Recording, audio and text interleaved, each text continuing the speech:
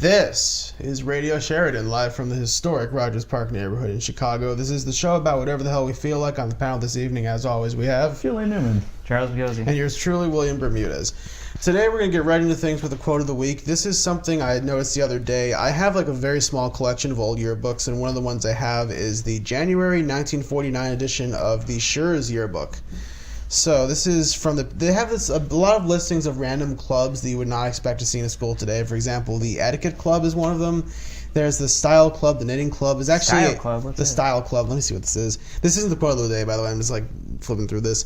It's like a fashion design kind of thing, I think. Oh. And there's one called like the Rod and Gun Club, which is like a fishing and hunting club, which is kind That of like, sounds awesome. yeah, like in a school. Yeah, I'll show you guys the picture. It's kind of okay. Anyway, this is the quote from a club that maybe exist in some schools today. This club is called the Americanism Club, and this is how it's described in the book. I've never heard of an Americanism. Yeah, I mean, maybe it exists somewhere. I'm not really sure. Anyway, this is how it's described. This takes a lot of time to get through. I'm just gonna go through it. Throughout the year, the Americanism Club was a source of inspiration and learning for its members. Films on such far-reaching and appropriate subjects as brotherhood, family life, and life in foreign countries, speakers who lectured on subjects such as socialized medicine, a technocracy, and juvenile delinquency, and plays and other demonstrations put on by the students on courtesy, safety, and Americanism were all part of the programs put on during the year. Also in line with student presentations is the assembly, which is put on each semester in connection with some phase of Americanism. It is the club's job to plan, write, and deliver the speeches in its platform. And then this is in quotes. We believe in freedom of speech, press, religion, that honesty, frugality, and tolerance will make ours a model and blessed nation, that the destructive sacrifices of war can be avoided by the constructive sacrifices of peace, that optimism will defeat pessimism, unquote, are the planks in the club's platform. So, basically what it sounds like to me is just like a general like patriotism club. And this was a time that when at the time Schurz was effectively 100% white. Now it's far more diverse than that. At the time, it's the neighborhood high school for Irving Park, which historically has been very German and Polish. Yeah. So, yeah, that's just interesting stuff I found in there. It basically just talks about like a club about America. That's basically what it sounds like. What year? This is 1949. Oh, okay, that Yeah. makes sense. Yeah, right in right about the middle of the Red Scare. Yeah. But it's interesting they mentioned socialized medicine in particular back in the late 40s. Right. And we don't necessarily know whether they were talking about it in a positive or a negative light. Right. It really doesn't go into it. Although, to be fair, like, for a long time, not like it's becoming more and more prevalent nowadays, more and more people are becoming aware of it, but socialized medicine has historically been associated with Democrats. Like, if you think about like Hillary Clinton in the 90s Yeah. wanted Medicare for all and socialized medicine as a concept. Well, I mean, even Reagan, like, he's hated it. Yeah, I mean Reagan hated it. Like it's like neoconservatives hate that kind of stuff because they really just can't stand it. I mean that's just how it is. They don't. Yep. Yeah, so basically, like the idea of there being like available Medicare or medical care for many people, and this incidentally predates the existence of Medicare by about 15 years. So perhaps that's what people were thinking of when they thought of medical care, like government paid for medical care. Right. So that's certainly an interesting thing. Let me show you guys the Rod and Gun Club picture in here. It's kind of interesting, kind of funny actually to think about that a high school would have a gun club. Well, UTHS used to have ROTC. They had ROTC, and they actually, yeah. Like 60s, 50s, 40s. Yeah, they actually I think the firing range still exists. It's in like the West Wing somewhere. No one uses it though. Is it underground, right? It's under the West Wing study hall. There's a door if you go in the basement. I guess like it still exists, but nobody ever goes under there because they don't have a gun club anymore or rifle team or whatever it was. ROTC. Yep. So this is what the Rod and Gun Club looks like. I'll show Julian first. I counted once like 4 or 5 guns in this picture, and this was taken in the school. Oh. Yeah, if you want to take a look at this, it's the middle picture on this page. Wow. All guys. Yeah. Actually, it says this page actually says for boys only. Wow. Which specifically were and the other. So it's that club, and the other 2 were the gymnastics club and the engineering club. Oh, that were boys only. Yeah, boys only. Wow, Yeah. that's sexist. That is very sexist. So, yeah. Yeah. So yeah, engineering for boys only. Yeah. All right. Anyway, let's talk about the news of the day. One thing that we do want to talk about is the James Fields being found guilty for driving his car into that protest in Charlottesville and killing Heather Heyer. So not only was he found guilty, but he was found guilty of first-degree murder, which yes, could potentially carry a life sentence. Yes, indeed. And I also understand that he is awaiting trial. Federally. Is he awaiting trial or awaiting sentencing? He's awaiting trial for federal hate crimes. That's what it was. Yeah, awaiting trial for that. Still awaiting sentencing for the first-degree murder. That's true. Yeah. Because I was aware of the waiting for sentencing. I didn't know if the hate crime thing, if he was found guilty of that, also if he's still waiting to be for a verdict on that. But the hate crime one, as far as I understand, carries the death penalty. Yeah. It could. Wow. That's insane. That's very intense. And did we talked about the death penalty once on the show? A few shows ago, we talked about it in relation to, I believe, was the synagogue shooting. Right. Yeah, something like that. Yeah, it actually was that. I remember now. I mean, I don't believe in the death penalty, but he should definitely get life in prison. I believe in the death penalty, but like not as often as a state like Texas uses it. Yeah, like moderated use of it is potentially. What state is he in? Where is he being charged? Virginia, I assume. I don't. Probably. I mean, do they still even have the death penalty? Yeah, although the death penalty thing is is a federal level thing, right. So that's like regardless of whether a state practices it, you can still get death penalty for that. But I believe so, at least. He still has life in prison, though. He has not been sentenced yet, but it's assumed that he will get life in prison. Yeah. Well, my fear is, okay, how likely a scenario if like federally he gets life in prison and like if Trump says like but you think it might be a pardon? Yeah. No, I don't think there will be. That's insane. Like Trump would That's not gonna happen. He would be committing political suicide if he offered James Field a pardon. He's not gonna do that. Although I do have to wonder whether the death penalty will make him a martyr. Yeah, that's a good point about that because like, you know, if it's a death penalty, if like some guy like kills his family or something and it's like, okay, kill him with the death penalty, that's not really martyr to anything. Right. But this is more ideological. It's much more ideological. Yeah, I mean, like at least in the far right community he'd be considered a hero. Yeah, he would be considered a martyr. He would be considered a martyr on the level of, say, I don't know, I don't want to say Hitler because he's not Hitler. No, I mean, in terms of like, well, the whole like right wing thing too is that the dude was sobbing in court. Yeah, like he's a young guy. He's younger than all of us. Like, actually. How old is he actually? He's 21. He's the epitome of white fragility, and basically he was a bitch in court and sobbed the whole time. Interesting. It's like, no. You deserve life in prison, so you fuck. That's two crack Nazis, him and Christopher Cantwell, that we're aware of. Oh, yeah. Christopher Cantwell, oh my God. Listeners. You know, I've actually... There is a website that discusses internet drama, and Christopher Cantwell was well known on that forum before any of that, like, Vice stuff happened with him. Who's let's refresh our... Sure. Okay, so Christopher Cantwell, for those of you who are unaware, Christopher Cantwell, I'm just going to Google him really quick, because just so I get, like, good... I'm just going to read off the Wikipedia article because it gives a good summary. He is basically a white nationalist. He actually is classified here as a libertarian pundit. He essentially is a shock jock who was he? Oh God, what was the name of the show? Hold on a second. I don't know. Is he in Daily? He's been like on. Is he on Daily Stormer? He might be. I'm not sure. No, it's a different show. Different show. It's called Free Talk Live. And it was apparently an anarcho-capitalist radio show. Oh. And oh God, I'm reading this here. He was suspended in May 2015 for calling somebody the N-word on Twitter. Oh. Yeah. God. Yeah. So he's a heck of a guy apparently. Yeah. And he seems like, I haven't seen the Vice video, but apparently he was saying that like they are like very much prepared to use violence if necessary.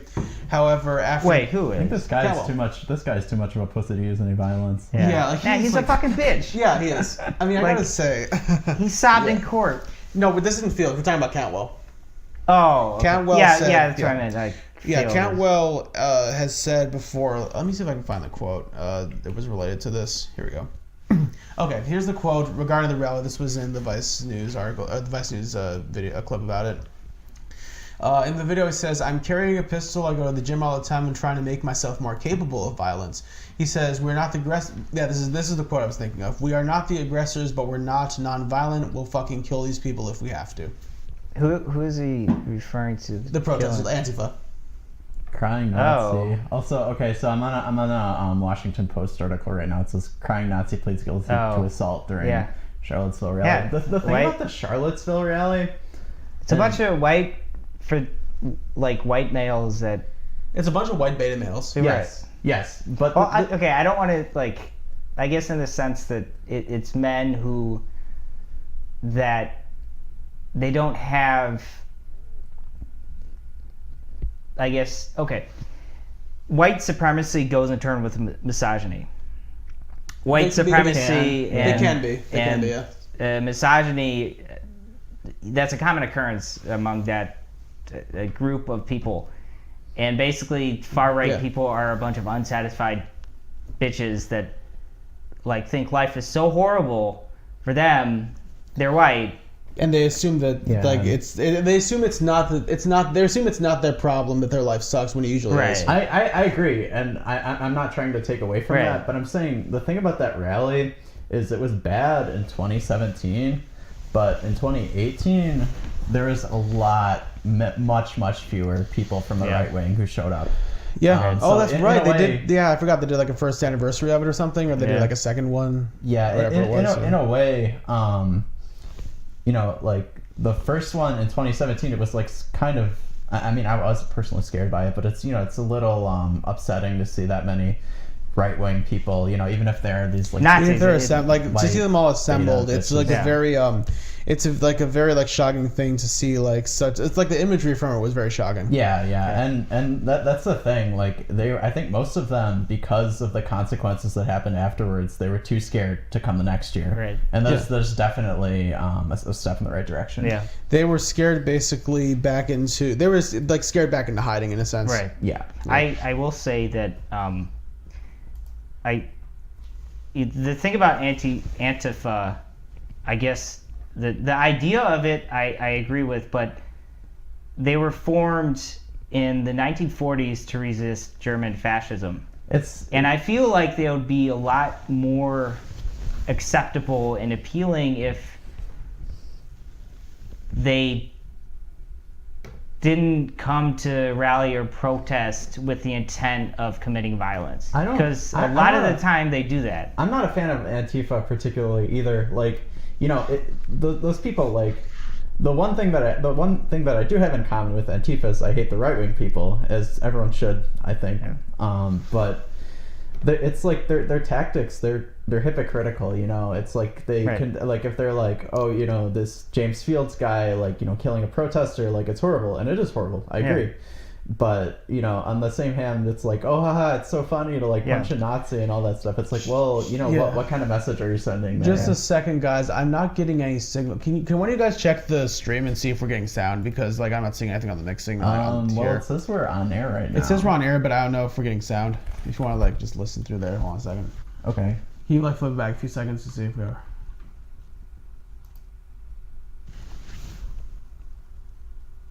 Yeah, I'm not seeing sound here. I mean, we have been recording on Audacity, so if that is a problem, I can just upload this after the fact because I can just sync all the sound together. Huh. Oh, that's interesting. Yeah, that's weird. Okay. Let me see if I can fix this. You guys can we're still recording on Audacity, so, if you guys want to talk amongst yourself, go ahead. I guess my point is that Antifa was originally created to resist Nazism in Germany. Yeah. To resist the fascism that it was created to prevent someone like Hitler and Mussolini from ever gaining power again. And I feel today it's not the same. Right. And I personally think they have a right to exist, but they shouldn't come to rallies with the intention of committing harm. Yeah, no, I agree. It's if they want to be a militant gun-loving club, that's fine. They can do that in the woods. They can train, but it's not justifiable to come to rallies and marches with the intent of looking for right-wingers to beat up and shit. Did I send you guys the Denver Antifa? Yeah, I think you did. Yeah, it's pretty funny. I mean, granted, if there was a person wearing a swastika walking around Chicago, I I have no problem punching him in the face. Yeah. Incidentally, guys, I can't figure out what's going on. We can just pre-record this. I have Audacity going. I'll just upload this later. So I'll just turn off the live stream basically right now. Yeah. So it'll probably say it's stopped streaming. So I'll just make the video separately anyway. Okay. Okay. So we can still keep going. We're still recording, so we'll be all right. Speaking of that, I want to actually talk about something that I wrote. I wrote this after. Do you guys remember when Trump got kicked out of UIC basically because the protest was up? I wrote something. I fucking love that. I do remember that. I want to actually just read something on this show. I'm just going to read something if I can find the thing. Hold on. I was so fucking happy. When he got scared. Yeah. like a fucking bitch. That's funny. Okay, I wrote this the night that happened. This was around the time that a guy I know you guys are familiar with, Hal Turner, came back on the air after his probation from being on the radio because of what he did that ended up in jail. I was actually at the time I was calling the show frequently because I was aware of it from all the 4chan stuff that happened before. I want to just read this letter. This is titled "An Open Letter to Hal Turner and Superstation95.com," which at the time was the radio station in New York he was based on. So I'm just going to read this just straight through really quick. To whom it may concern, my name is William Bermudez, and I frequently call into Hal Turner's radio program as Will from Chicago. As a lifelong resident of Chicagoland, I feel I could shed some light on the canceled Trump rally at the UIC Pavilion earlier this evening. While I had planned on going and had reserved a ticket, I was unable to attend because of a prior engagement. However, I keep in contact with many people whom I grew up with in the suburbs of Chicago, many of whom have been vocal opponents of Trump. I feel that I should mention at this point I'm a registered Democrat, consider myself progressively minded as it pertains to my positions on various issues, and am a supporter of Bernie Sanders. However, I acknowledge that as a voter, it is my duty to stay informed on issues that matter to conservatives as well as liberals. Indeed, that is much of the reason that I listen to commentators like Hal Turner and Alex Jones on a frequent basis. I have been following both the Republican and Democratic races for president closely, and I am of the opinion that Trump scheduled this rally to incite rioting and protesting, similar to what you mentioned in your article, quote, "Savage beasts incited by hook-nosed Marxists use violence to stop Trump event," unquote. Part of the reason I was reluctant to attend this event in the first place was because I fully realized that there would be massive opposition to Trump in the Little Italy neighborhood, which is where the University of Illinois Chicago is located. While at an event hosted by my school, DePaul University, I noticed on my Facebook feed that WLS, the ABC affiliate in Chicago, had a special report streaming on their website at about 7:30 p.m. The video confirmed my suspicions. There were such gigantic crowds outside the pavilion that at first glance I thought they were comprised of people trying to get in. However, after reading that Trump's rally was canceled due to security worries, it became clear to me that many of these protesters were as virulently opposed to Donald Trump as many rallygoers have been portrayed in the media. That is, adamantly refusing to hear any opinion they disagreed with. Students at UIC observed the entire build-up to the rally and have told me that of all of the coverage they have been reading about this incident, they have yet to read any perspective about the safety of the protesters or the attendees. One student wrote, "There has been no news story about the people who stayed home, and as a person who witnessed it firsthand, the push to get him to not speak was mostly about safety. In the past weeks, students have been ejected from his rallies, and there have been several situations in which protesters have been injured. Trump condones violent behavior towards protesters, that's a fact. Placing a rally right next to a school," and that's the end of the quote, by the way. "Placing a rally right next to a school with an ethnically diverse student body and a sizable contingent of international students acts as the spark to a tinderbox that has the capability to cause serious damage. While I am of the opinion that the majority of liberals tend to protest in ways that are open to frank and productive discourse that invites different perspectives into the picture, what I consider problematic about certain protests is that this is the view that conservatives will have when they think of, quote, progressives. I do not disagree with what some conservative pundits like Turner say. Some far left-leaning individuals will act even more like those they oppose, even though their political views differ. Despite being a vocal minority, the protesters this evening have acted more as regressives because they have set back their cause solely based on their behavior at this rally. It is my hope that more of them will understand as the weeks go on and the primary season draws to a close that in order to create real social change, they must listen to voices that make them uncomfortable. Sincerely, William Bermudez." Yeah, I wrote that. I was watching all of this. I was at something at DePaul when that happened, and when I got home, I just wrote this up. It took me maybe half an hour to just write up. And it's interesting, 2.5 years later, to think that there are people on the left that engage in protests that are not much different from the ones that were seen at UIC that night. Although I will say this, that there are far more people on the left that are non-violent than people on the right that are. So, do you guys want to comment on that at all? I guess in terms, I'd probably agree with that generally. In terms of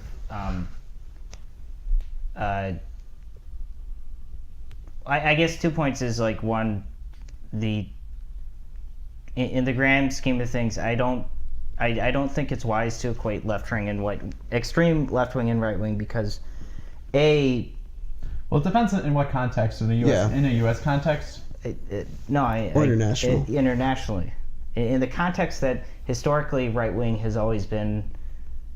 If you compare it to the Soviet Union was left wing and it was pretty bad. Yeah, and Pol Pot's Cambodia was left wing. It was pretty bad. North Korea started off that way, and it's still pretty bad. Left wing in the sense of right wing communism. It was totalitarian leftism, I would say, in terms of like Cambodia or like Soviet Russia. Okay, yeah. In terms of, I guess that.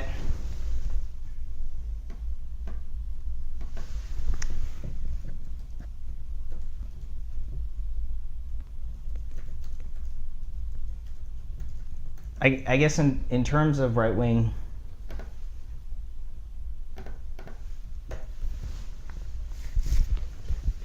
okay. I guess what I was going to say is that I'm not a fan of making that comparison between extreme left wing and right wing so much because they're not advocating for the same things, for one. Right, because right wing, if you look at historically what it has been, it's been Adolf Hitler, genocide, the Holocaust. If you look at like in the United States, what the alt-right Nazis advocate for they advocate for an ethno-state. Right, white supremacy, and a lot of the same vernacular they use is it's like, yeah, let's have another Holocaust, let's commit another genocide. Gas the blanks. Right. Kind of stuff. And I guess in terms of, leftism internationally, it's been Stalin. It's generally it's more progressive. It's more progressive. It's more populist oriented rather than race oriented. Well, in general, I wouldn't say populism. I say like for like popular, as in like it helps it's geared towards more helping the people. Common good. Right. Common good, that's what I mean. Right. Because I guess leftism is, I think it is characteristical of what Karl Marx and Friedrich Engels set out liberation. Of the common people, and the movements that have been created behind it. Say Stalin's Soviet Russia is not. I'm personally, as a sympathizer towards communist ideology, I disagree with Stalin. I'm not a fan of Maoism or Stalinism. Yeah. Neither am I. In terms of trying to equate the two, if you look back into the United States, leftists are responsible for 8-hour workday, the weekend. Yeah, the weekend. Unions. Yeah, absolutely. That's what the labor movement originated as. Yeah. Socialists, communists died so that anarchists died also. Right. Yeah. Eugene V. Debs was in prison and still got millions of votes when he ran for president. Yeah. And I think a lot of what's being said in, I guess, the media, especially conservatives, they try and equate Democrats as communists. It's like, no. Yeah, they equate, like, oh God, Hal does this on his show every so often. He refers to liberals as part of the radical left. Yeah, it's like, personally, as a leftist, I despise liberals. Like, that's fair. If you look, why do you despise me? If you acknowledge, if you get more into it, if you actually acknowledge that it's more than just liberal and conservative, it's theoretical differences that in other countries. Right. Okay. If we're just speaking about the U.S., well, internationally, the consensus for leftists is capitalism should be eradicated. It's a bad system. That goes all the way back to Marx. That goes Engels' Communist Manifesto. Yeah, it does. And that and in terms of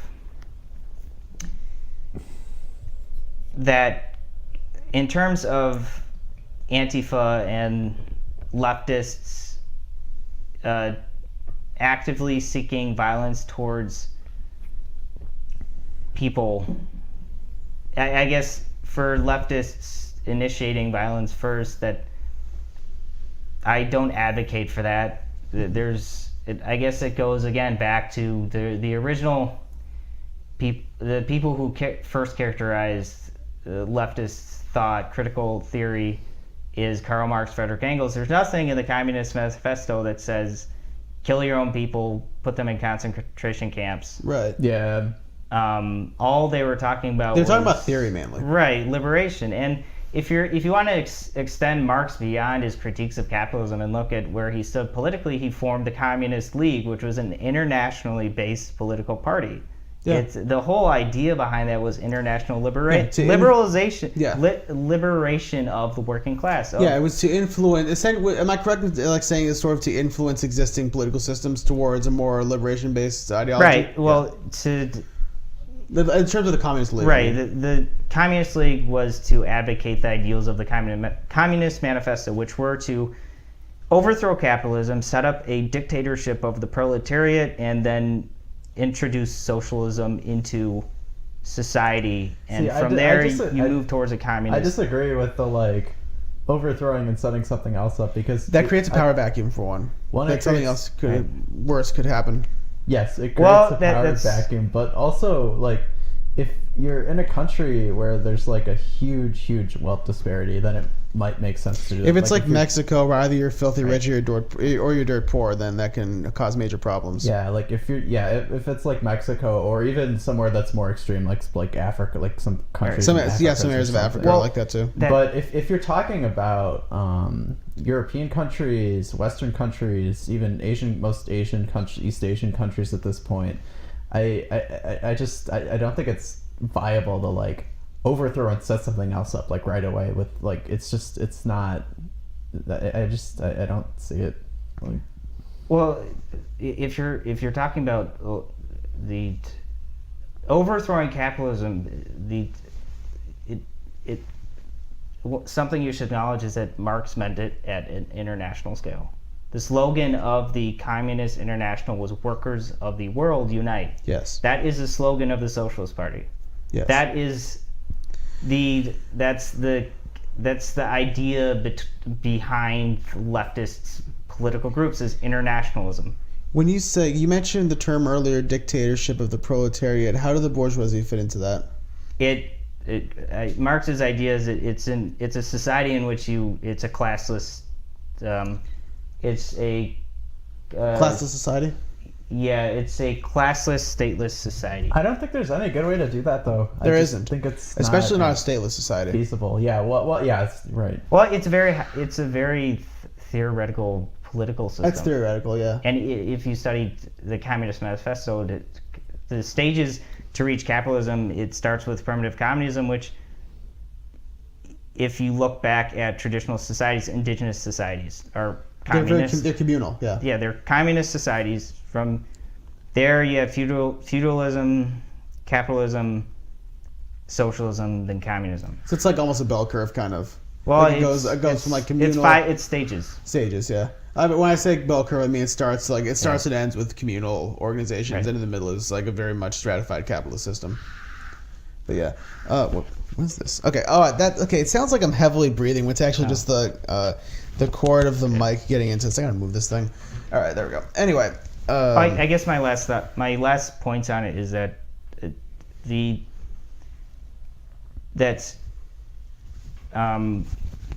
idea set out by Marx and Engels is very theoretical. Those are very efficient, higher forms of a society that in order for them to be implemented successfully, you need extreme amounts of theoretical rigidity, and it's very difficult to do that with humans because humans are naturally they want to do what they want to do. Socialism, communism are very... I think humans are we're greedy by nature. Right. Humans don't want to be told what to do. Humans are competitive, even so, and how does competition? Like, how would you say, Charlie, that competition can exist in a communist society? Like, can it exist? I should say. In a communist society, you don't have competition. In a capitalist society, what's the incentive to? If you read the Communist Manifesto, before feudalism in primitive communist societies, people take pride in what they do.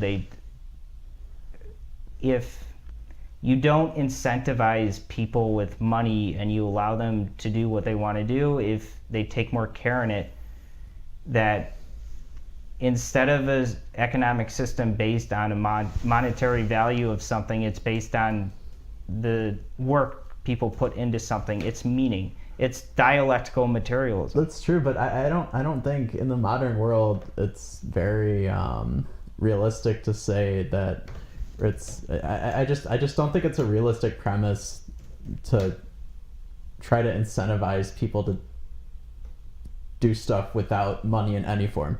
And I'm not saying I'm not like some like anarcho-capitalist or anything like that. I'm just saying like. And, I would probably align my political beliefs more with sort of Democrat, socialist Democrat. Like, I would call myself like social democrat in the sense of like Labor Party or SDLP or like Bernie Sanders, that kind of stuff. Yeah, no, me too. But, I just think like taking money out of the equation. And what happened in the Soviet Union is they pretty much did take money out of the equation. And the saying was, they pretend to pay us and we pretend to work. And that's how it was. Yeah. I want to talk about sort of a story. I'm going to see if I can find a recounting of this. Boris Yeltsin, and I think I forget what year this was. It's sometime like the late 80s, early 90s. I'm see if I can find the year on this. Crazy drunk bastard. This is from San Antonio Chronicle, I think this is. Hold on. Oh, the grocery store thing. I love it. I love this story. It's a good story. Yeah. This is my favorite Yeltsin related anecdote, and there are a lot to pick from if you know anything about Boris Yeltsin. Let's see if this will actually load. This might take a while to load, but basically in 1989, Boris Yeltsin traveled to the United States because he wanted to see what American life was typically like. He visited a supermarket in Texas, and from what I understand, I don't know, I think this chain still exists. It's called Randall's. I think it's based in Texas, and by Texan standards, this is a very modest-sized supermarket. Like a Chicago equivalent would maybe. What's that? A Jewel, maybe. Yeah, maybe a Jewel, as opposed to a big Mariano's or something like that. Basically, it was September 16th, 1989. He just went to the Johnson Space Center, actually, it's Houston. Excuse me, Houston, not San Antonio. He visited Johnson Space Center, and they thought, hey, let's show Yeltsin what supermarket's like. This is our version of breadlines, kind of. So basically, and this is from the Houston Chronicle, that's right. This is an article from the Houston Chronicle, sort of like a recounting of this. At the time, Yeltsin was 58, and he, quote, roamed the aisles of Randall's, nodding his head in amazement. And he said that, apparently he said that if Russians saw the conditions of U.S. supermarkets, there would be a revolution. Because he was astonished that, there was such a variety of goods. I don't know if you guys can see the picture. He's looking at a meat counter or actually a frozen food counter in just astonishment. He doesn't even know. Yeah, it's, totally normal, 90s grocery store stuff. Yeah. It looks like if those of you are from the suburb, Chicago suburbs, it looks like Happy Foods used to look like when it was still around. It looks like a standard supermarket with frozen sections. It's a regular mid-sized supermarket. And he looks, his expression in this picture I'm looking at almost looks priceless. He's speechless in a sense. I think there's a few more. He's just grinning oh my god, he's looking at a whole produce section. He doesn't even understand. Reminds me of the Kim Jong-un or Kim Jong-il looking at things. Oh god, I forgot about that. Yeah. They are not communist. They're not. I mean, no, they're not. So Marx would. That's the thing I take issue with the Soviet Union, and is after Lenin died and Stalin took power, it went to shit.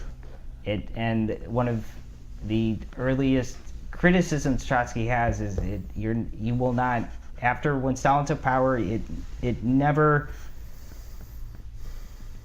the kind of socialist republic never came to fruition. Yeah, it was never the same. Yeah. That Stalin was not a fucking theoretician like Trotsky was. He was a dumbass, if you ask me. I mean, like he just very uncultured. Yeah, he just didn't understand communism. No, he didn't. I mean, he had no theoretical idea of how it works. No. He never his theoretical background was that he was so steeped in fear that counter-revolution would take away everything that Lenin and Trotsky, they had worked on that. It was not Stalin. It was Trotsky who did all the fucking work during the Civil War to win, to have the Red Army crush the White Army and form right. the Soviet Union. Stalin didn't do dick.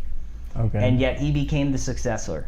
All right, and so get away from all this communist. Yeah, stuff. we should get away from this. Let's talk about it's a we've gone something else. Yeah, we've gone from Charlottesville to communism. Right. Let's steer back. Let's go into a different theme here. Let's go to what we want to talk about next. We can talk about Michael Cohen. Okay, let's do that.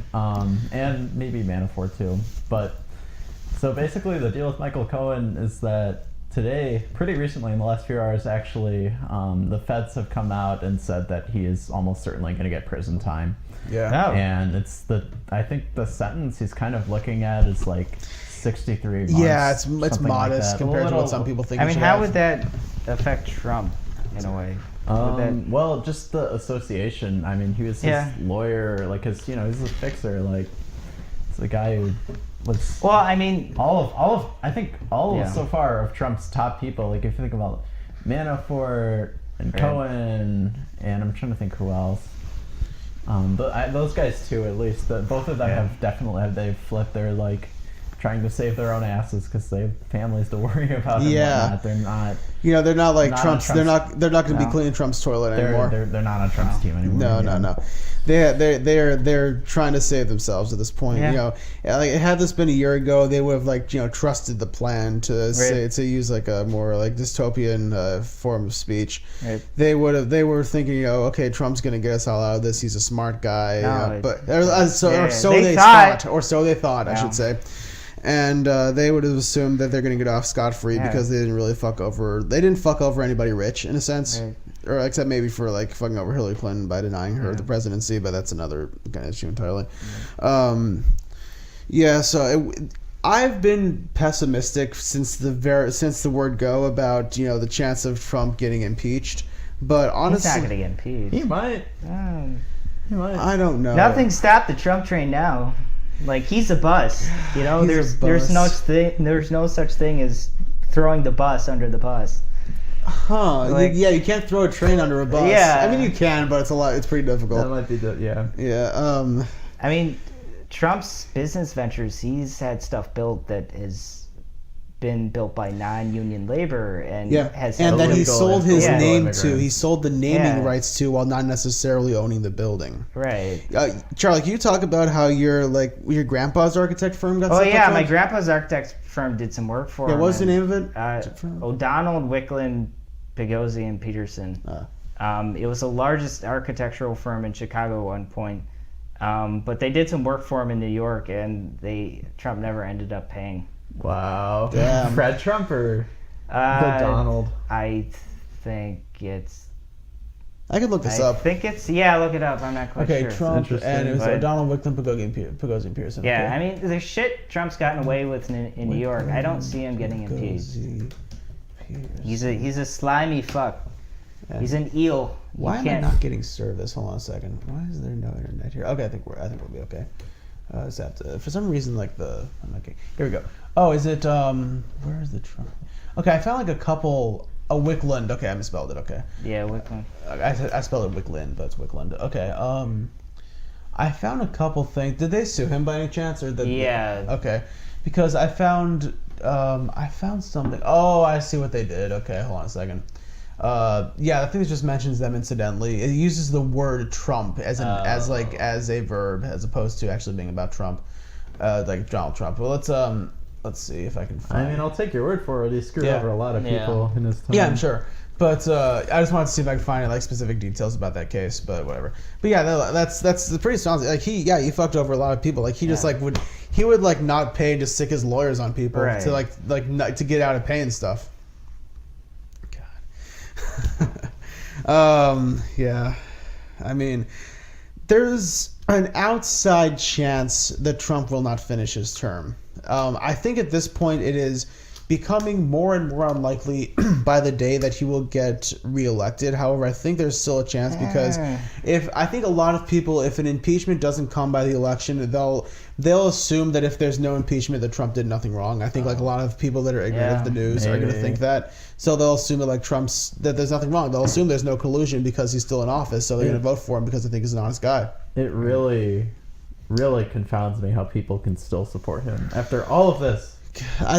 It has to do with people being ignorant about the news. Right. It has to be people being ignorant, like not following the news because they perhaps they think they have more important things to do with their time. Perhaps they just like work like 50, 60 hours a day and don't understand that electing a Democrat would help them make more money. 60 hours a day. Week, excuse me. long day. I mean, I've had a long day myself, so who knows? Fair enough. Anyway, actually not that long a day. I'd say it was pretty easy sledding. I think part of it too is people that they just don't trust the system anymore. Yeah, and that's why they rejected a mainstream candidate for somebody that's not good in politics. Kind of botted the Trump stuff. Like they read what he says on Twitter, and it's like, okay, well, Trump, my guy's saying this, and he's saying like all. They treat it like stuff. sports. Yeah, like wrestling. They treat it like wrestling, which is ironic because Trump used to be in WWE. Yeah, used to be a character. Videos.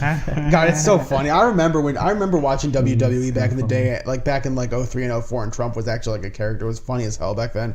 But anyway, like Trump is like he's like transcended that. He's basically parlayed that into playing his role of a billionaire as a president. He's basically playing president. Yeah. Yeah. Huh. Wow. Also, I think it's funny when he like holds up some meaningless bill, like he's like show and tell thing. Because it's a show. It's like he's like reading. It's okay. What it reminds me of a kindergarten teacher reading a picture book and showing everybody the pictures. That's what. Yeah. It really, yeah. No, it's totally. That's like the image I get, kind of. Oh, speaking of kindergarten, I actually the other day I was down at Curie Metro, which is on the southwest side, kind of near Midway. I think it's like at 49th and Archer. They are one of the few schools in the state to have a career program for early childhood education. So like it's like basically just like an intro to education and parenting class. Like I think like once in a while they like bring in some kids from nearby daycares like as guests to the class. And what they were doing was, it was only one period because like the teacher that had that was like normally like taught computers, but she also happened to teach that class as well. And basically they were doing like a quiz on parenting. Or was it on parenting? Yes, it was. It was a quiz on parenting. The last question was, list 3 reasons why you think, you had 2 options. List 3 reasons why you think having a child would be good at your age, or list 3 reasons why you think a child would be bad at your age. Almost the entire class said it would be bad at their age, and one reason I saw a lot was because they wouldn't have the money to do so, to raise a kid. Another big reason was that they said they felt they were too lazy. As a matter of fact... How old were these? This is high school? Oh, this is high school. They were, most of them were about like 16 or 17. Shit. Yeah, as a matter of fact, I saw like one kid turned hers in, and I saw like she only had 2 reasons. I was like, come on, you can't really think of anything for a 3rd reason. And she said, no, I can't. I'm kind of lazy. And I said, oh, that's a good reason. You're too lazy to have a kid. Yeah. And she just put that down, and that's a fine reason. Anyway, it's interesting. There were about 3. This was a class that maybe had about 25 students in it. I counted maybe 3 or 4 that said it would be a good idea, and they said it would be a good idea because. They said it would be a good idea because they like could understand like how like what real life is like. They can understand like they would get gain a better appreciation of life because of that. Kind of a weird reason, but it is a strange reason. But I think like maybe some of them cultural thing. Yeah, it's very much a cultural thing. Like that school, like Curie Metro, incidentally, is about like 80% Latino, most of whom are Mexican. So like some of them may have like relatives or perhaps even siblings that have had children at a young age. So maybe it's kind of a cultural thing based on that. which is kind of a. I mean, it's an interesting thought. Like that would be something you would include in an education class, but I can understand that, like, you know, especially early childhood, because you're dealing with toddlers. You know, you're dealing with kids that are like 3 or 4 years old. Right. So like you have to understand like what it means, even if you're not a parent yourself, or indeed even ever plan on becoming one. You have to understand like the roles of a parent. You have to understand like the kind of things you need to do in order to support the growth of young children. My dad actually, this was like probably like 6 or 7 years ago, but he was actually a pre-K teacher for a few years. He worked mostly like elementary and middle school. Was this at Chappelle? Okay, cool. It was at Chappelle. And they got a new principal, and the new principal and my dad didn't exactly get along, so he stuck him in pre-K with the assumption that he would just quit. But my dad's like, no, I'm not going to quit, like, challenge accepted. So he taught pre-K for a couple of years, and I don't know, it was like, I think, you know, for him it was okay. Like, it was obviously not his first choice, but he told me, like, his experience, like, raising, like, me and my sibling, like, when we were like that age, definitely helped him a lot to just like sort of like understand the psychology and be able to like teach and like take care of kids that Absolutely. age. That's kind of why. That's kind of similar to why like I could. That's why I chose to do secondary ed over primary, because one, it doesn't really have to do with the fact that I don't like see myself becoming a parent, but at the same time, with like, I have a really hard time like being patient with children, and like patience is probably the most important thing you have to have as an elementary teacher. Yeah, my dad's also a very patient guy. I got general. tons of patience. I'm patient around. I cannot wait to have kids. Okay, I mean that's cool. That's really cool. Like that there are people that like want to have kids, but at the same time, like I'm patient around like adolescents and people my age because I can kind of think like them. But I barely I remember what it was like to be a kid, but not as well as I remember what it was like to be a teenager. And it's the psychology, like developmentally, they're a lot like different. Oh, completely. It's night and day. I've taken I took a couple classes in child psychology. One was, I forget what it was. I know that one of them, I remember what it was. I took a general psychology course when I was a freshman in college. This was just for like my history degree. And I also took a class in adolescent psychology. And that, like the adolescent psychology in particular was really interesting. One of the fascinating things I learned about from that class is that, and this kind of like syncs up with my own, recalling what it was like to be like a young adolescent myself. It's this weird transitional phase where you want to be more independent from your parents, but you still like subconsciously realize that you need a lot of help from your parents for many things. You sort of like see as you go through puberty, you sort of like want to act more like an adult. Like you don't want like your parents hovering around you at all times, so you want to be more independent. You want more privacy. Yeah. But you realize like through your own experiences that like growing up can be difficult, and those are very tender years. They're difficult. It's very tough to be like 12 or 13 years old and like becoming just a complete hormonal mess at the time because you're having all these quote new feelings that you really don't know how to interpret. Yeah, and that's like part of the reason why like I could see myself maybe someday along the line, because I'm certified to teach grades 6 through 12, which is roughly ages 11 to 18. And I mean I have subbed for grades. I've subbed for all those grades. I think only once I've subbed for 6th grade. It was at Ogden, and this was back when the high school campus had grades 6 through 12. They've since split it up.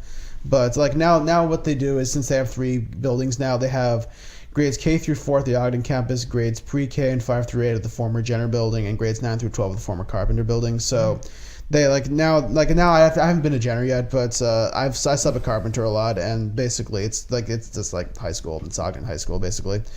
So I've subbed for 6th grade, and they are more energetic. That single class was the most energetic class I have ever seen, and I've been in 50 different schools. I have subbed. I think it's because of the age. Because of the age, yeah. Yeah. It's because of the age. I mean, I've subbed for 7th and 8th graders. Like 7th and 8th graders can be energetic, but like some of them are kind of mellow. I mean, like especially like in schools like Kenwood, where it's like a gifted program as opposed to just like a school that happens to have grades 7 and 8, like a handful of them do. But the gifted program, middle school age kids are very calm, very polite, and they do their work. As opposed to like kids at Ogden or Disney, they're just complete balls of energy and are completely impossible to even manage. But anyway, I'm going off track, like completely off track. What are we even talking about? The goddess on this. This whole thing has been off track. I mean, that's the fun part. That's the fun part of no longer using outlines. Everybody gets a stint in this. Everybody gets a stint. Yeah. Oh yeah. So here's something else off track too. So this is some Russian news. Okay. There's a rapper named Husky. What does that mean? What does Husky mean? Husky. He's Husky. The dog. Yeah, good dog. Okay. Who had a concert. I forgot where. I can look in. It doesn't matter. It's in some city in Russia, and the organizers got a letter from like the local, or they like got contacted by the local police to like shut down the concert. So they turned off all the audio equipment and stuff. What? And no, this is crazy. And he like sat up on the stage and he like, instead of like performing, he like read his lyrics. Actually, I like his music. It's a pretty. So basically, good turned it into like a poetry slam kind of thing. Yeah. No, that's the idea. And afterwards, he got arrested and they sent him to jail for like. It was I don't know. It was probably between I think like 3 and 7 days. It was not a super long time. But because in Russia there's an article in the Constitution called Article 282 that is basically like it's like about like extremist propaganda. Like it's very like sort of like potentially like loosely interpreted. I see. So basically, what they said was like, his lyrics like. They encourage like kind of some extremism. Yeah. They encourage basically like, they can suicidal thinking. Yeah, it can be used to like criminalize dissent in a sense. Yeah, no, okay. That's exactly the idea behind this. Sorry. And then so I'm pretty sure this is Moscow. Yeah, and then in Moscow there were some other pretty famous Russian rappers who held a concert like sort of to support him. And then a couple days ago in the state like Duma, I don't know what's the like Parliament. Yeah, like the Duma. Yeah, like the Parliament building basically. They invited a few rappers to like come and talk with some deputies, and then it turned out okay. But it was mostly a kind of just like.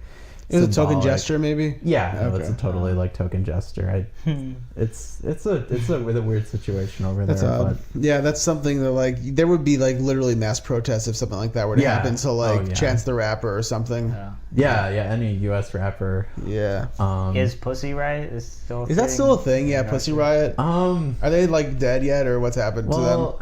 As far as I know, I don't think they're like very like actively. I think they're like still technically a thing. They're not like. They're not doing any like crazy like protests or anything like that. And when I say are they dead yet, I mean like when I say are they dead yet, I mean like have they been executed for something, or are they actually still in jail? That's what I meant. No. I think all of them are out of jail at this point. Okay, that's fair. The thing that the stunt that landed them the most publicity was in I think St. Gregory's Cathedral in here. Let me look this up. Yeah, because I remember them being all over the news in like 20. I think like either the first or second time I saw a live taping of Wait, Don't Tell Me, they had a story. This would have been I think like 2013 or 14. They had a story about they had like a segment on Pussy Riot, and they had a compilation lasted about 30 seconds of various news readers saying Pussy Riot over and over, and like the whole. I remember I was in the audience that night. Everyone was just like could not. It was everyone just like cracking up for like a minute and a half straight. It was just hilarious. So just a quick refresher. It was in 2012. They were arrested for hooliganism because they like made a really edgy performance in Eastern Orthodox Cathedral. And I'm not saying I support putting people in prison for like singing edgy punk music in a cathedral, but I will say that they definitely knew what they were getting into with this. Yeah, they definitely did. Yeah, and it was largely, I think, a publicity stunt to appeal to kind of more Western audience. Say like, look how bad things are in Russia. And it is bad, but isn't homophobia pretty bad in Russia too? In parts, in parts of Russia, especially was it Chechnya where there was Chechnya is the worst. Yeah, for homophobia. Oh my god, they like literally like round up gay people and like torture them. Oh yeah, god. Like public torture, that kind of stuff. It's bad. But Chechnya also, the thing about Chechnya is not what I would call like normal part of Russia. It's not. That's why I said in parts. Yeah. It's sort of like semi-independent republic, and it's Muslim majority. I think probably like 98% of the people that live there are like ethnic Chechens or some kind of ethnic Caucasians. Weren't the Boston Marathon bombers Chechens? Yes. Yeah. They were. Yeah. Huh. Okay. So what else was on the docket? Neil deGrasse Tyson, I know, is also on there. Yeah. Do I want to talk about that? Or? We can. Okay. I wouldn't have known about this. I was, as I mentioned earlier, I was stopping at Lakeview High School today, and I popped in a convenience store like on the way there to get something to drink, and I saw on the TV, like as I was checking out there, they have like a TV over the counter, and I saw on the news, I saw Neil deGrasse Tyson's, like I heard the word sexual allegations, and I saw Neil deGrasse Tyson's face just plastered there, and I was like, oh God. No. What is this? What's happening? That's sad. Yeah, well, I would not have known about it otherwise. We'll keep our listeners in the know when the story develops. Yes, if anyone what exactly happened in regard to that? Like that's I don't look it up. I read an article that said when he was getting his degree in Texas, there's this one this classmate. They were in class together, same major, and one night, Mr. Tyson, I don't know him formally, I'm just going to call him Mr. Tyson. Dr. Tyson? Yeah, Dr. Tyson. He's a doctor, yeah. I'll just say Tyson, just in regards. We understand what you're talking about. It really doesn't matter. Go ahead. I guess he invited her to his place, and she was thirsty, so he gave her a glass of water. Next thing she knows, she wakes up in his bed naked. Oh my God. And apparently, so she might have got roofied or something? Yeah, I mean, she asked him, like, did we have sex? And he didn't really give a straight answer. So the next day she saw him in the halls, asked him, so what happened last night? He said something weird, like, oh, we're all in this together, and some really weird, fucking comment. And basically after that, based on reading the article, it sounds like she has PTSD from it. She dropped out of the physics major, and she got married, she got divorced, and the whole thing has been haunting her life. And that's horrible. Yeah. I guess statistically, false sexual assault allegations are rare, and based on that, I'm gonna go with this accuser, and also the fact of how descriptive she is. And there's just something, the way she describes it, how she feels, is just it gives me a feeling that I don't really give Mr. Tyson the benefit of the doubt. I wouldn't either. This article says that there's a fourth woman who came forward. Yeah. Oh Christ! Yeah, this is gonna be a big thing. He's fucked. Neil deGrasse Tyson. I mean, when I say fucking, rightfully so, because you don't do that to a woman. Yeah. I'm getting people are pinging me on Steam because they want me to play TF2, but I'm just gonna mute this really quick. We could. I mean, I don't know if you guys have anything else to talk about. We could probably wrap it up. Yeah, I mean, we could wrap up. Want to talk about France a little bit? Yeah. Okay, go ahead. We'll wrap it up with that. So Charlie. Oh yeah, in France, because France. Macron's government passed. Okay, Macron and his administration has embraced neoliberal politics in France. Neoliberalism is an absurd economic philosophy. Personally, that's what I believe. And basically, he's attacked unions in France, and he's the typical neoliberal that is anti-union, is free-range capitalism, let loose on regulation. Basically crony capitalist. Right. And what happened is he passed a gas tax that a lot of the working people in France, especially farmers, from what I've heard, had to pay the brunt of it, because his administration has also lifted taxes on the wealthy. Mm-hmm. So all people from rural parts of France have gone to the cities and have mass protests have erupted. Wow. They're called the Yellow Vests. And the thing about the Yellow Vests is that you have people on the left and on the right. And if you, I guess in terms of what's going on, the communist and socialist parties of France are trying to use this to organize. If they can close ranks and agree with each other and collaborate, they can actually do something effective and because they're basically calling for Macron to resign and saying like, I have to correct you, Macron. Macron. Yeah. Not Macron. Oh, Macron. Ghost pronounces it Macron. They're saying basically they're saying resign. We're not fucking around. You don't do this to us. You do not fuck around the poor and working class. And because you don't. If the socialists and communist parties of France can like stop sectarian nonsense that plagues a lot of leftist groups, close ranks, work together, they can become a really strong organizing force. Just like how the Greek communists and socialists kicked out the far-right nationalists in Greece. Isn't Macron's approval rate like 23% at this point? Yeah.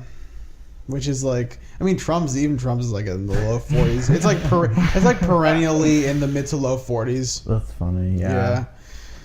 Huh. Well, that should be interesting to see it evolve. We'll definitely have to we'll definitely keep reporting on that as it follows. I think we're about good. How long have you been recording for? Hold on.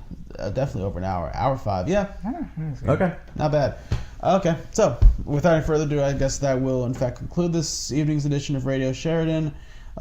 This one incidentally was pre-recorded because we had some streaming problems earlier, but it's gonna go up probably. I don't know what it is. Oh, I'll try to get up. We'll do a movie review or something different. We should do that sometime. We could try something else. We could do 12 Angry Men for the movie review. Oh yeah. I can get a copy. I'll see if I can get a copy of that. I'd probably just check one out at the library. We could definitely do that. I mean, I've seen it. That would be appropriate. Yeah. I could. Yeah. I mean, I've seen it before, and I pretty much know. Like, I know most of it by memory at this point because I've seen it so often. Actually, I've showed it. How many times did we even watch it? We watched it like 3 or 4. I've seen it like 3 or 4 times in 1 week because I showed it to like an English class. Yeah, no, because I showed it in an English. Classic sub move. Show a movie to the kids. Yeah, that's like no, and the reason I did that is because the teacher like was out because and didn't really leave any specific plans for like a couple of days. I tried to get them to do independent reading, which they just were not having. So I figured, okay, you know what? No, they weren't. Like they were talking. Fuck? They were talking on their phones, doing all sorts of things. I was passing out books, magazines, the whole 9 yards, and none of them didn't. And these are high school kids. That's disappointing. It is. Even like they even had like National Geographic, like interesting stuff in that. But anyway, like they would like literally like the teachers when I emailed her about it said just like have them read. You know, don't even make them do any logs or anything. Just have them read, and they just were not doing it. At any rate, sad. At any rate, yeah. So that's why I've seen it so often. Like I have literally, like, I think she had like 4 sections of English. It was like, yeah, I remember. It was like 3 sections of English, 1 of journalism. So that's like what I was showing them. And yeah, that's why I've seen it. But yeah, we could definitely do a 12 Angry Men review. We don't necessarily have to. We should probably conclude this. We should. We're just thinking out loud babbling right now. on. We are babbling on, and I will simply say that this does in fact conclude this week's Radio Sheridan. Thanks for joining us.